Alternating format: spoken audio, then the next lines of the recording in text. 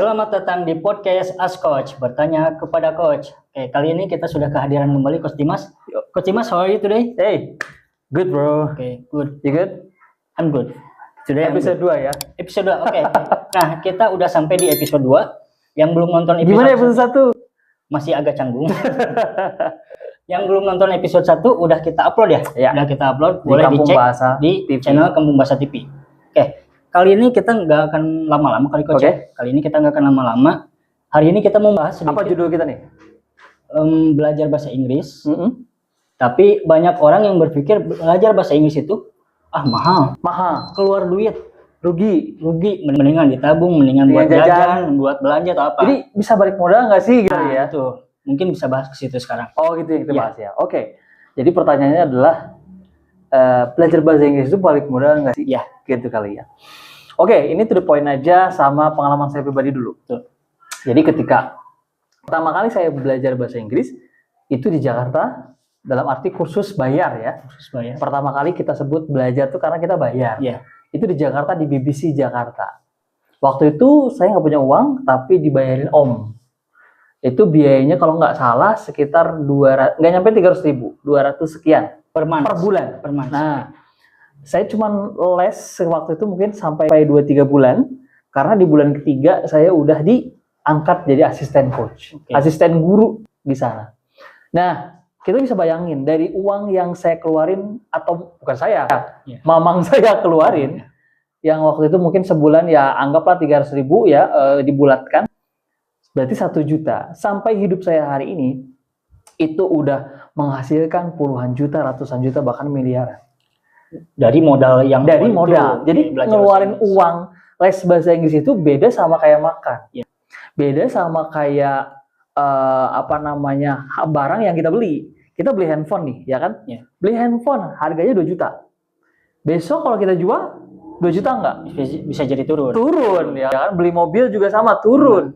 Tapi kalau beli bahasa Inggris itu bisa balik modal. Itu contoh yang saya alami, Pengalaman pribadi berarti ya. Contoh lagi, asisten coach di kampung bahasa. Betul. Ya kan, di kampung bahasa itu kan pengajar-pengajarnya nggak boleh, dilarang dari luar murid.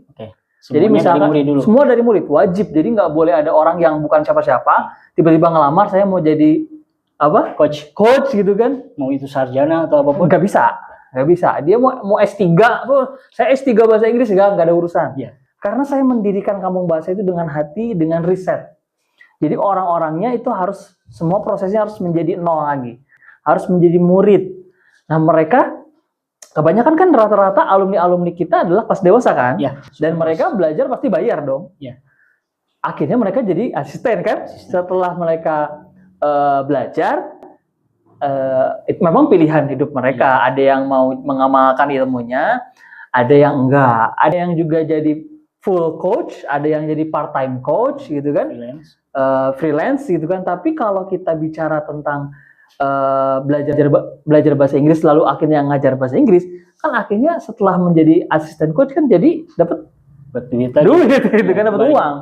Kalau dihitung-hitung ya balik modal loh. Kayak siapa misalkan Coach Raffi itu dia sekarang udah kelas 12. Dia asisten coach tuh. Statusnya dia apa di kampung bahasa? Freelance ya kan? Dari perjalanan dia asisten coach, hitung aja udah balik modal dia belajarnya.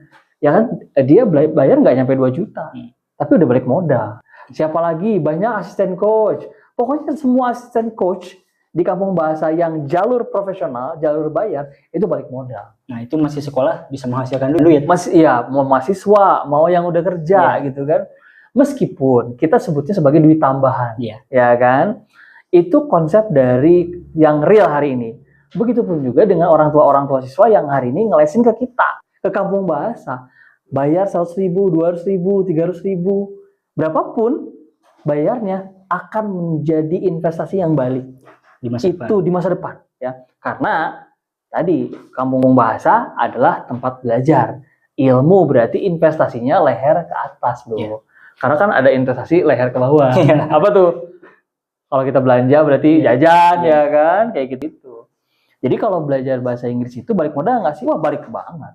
Makanya kalau misalkan yang nggak berani membelanjakan uangnya untuk belajar bahasa Inggris, ya bisa jadi dia tidak melakukan investasi gitu loh. Bisa jadi rugi. Bisa jadi ruginya bukan rugi uang, tapi rugi kesempatan.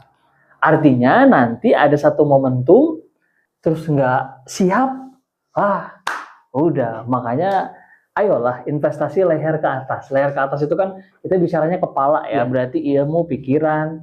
Nah itu penting banget. Jadi jadi kesimpulannya belajar bahasa Inggris itu bisa balik modal. Sangat bisa. Sangat bisa, pasti. Jadi saya meyakini adalah pasti. Beda sama kayak investasi atau nabung apa gitu ya. Balik modal nggak ya? Atau bisnis gitu loh. Kita usaha nih bisnis, balik modal nggak ya? Tahu deh bisa jadi rugi. Kalau bahasa Inggris itu pasti. Kenapa?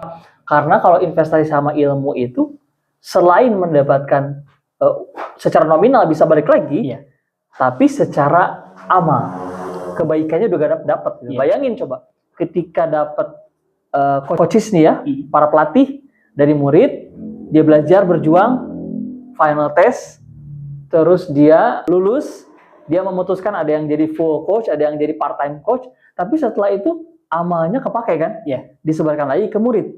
Dan ilmu yang bermanfaat salah satunya adalah yang mengalir pada seseorang untuk menjadi kebaikan sampai dia mati loh. Sampai udah nggak ada, amalnya ngalir terus. Karena kebaikan, aku pernah jajarin sama coach Indra ya kan. Dan itu akhirnya merubah hidup dia dan itu menjadi amal kebaikan. Gitu bro. Ada lagi? Itu aja. Harusnya aku yang nanya dong. Ada lagi pertanyaannya gitu. Mungkin episode kali ini itu aja kali ya. Jadi gitu aja. Nah, nanti kita sambung di episode berikutnya. Masih banyak lagi hal-hal yang mau kita bedah nih. Ya. Jadi itu ya, belajar bahasa Inggris balik modal. Jadi intinya di sini jangan takut belajar bahasa Inggris. Itu dia video kita hari ini.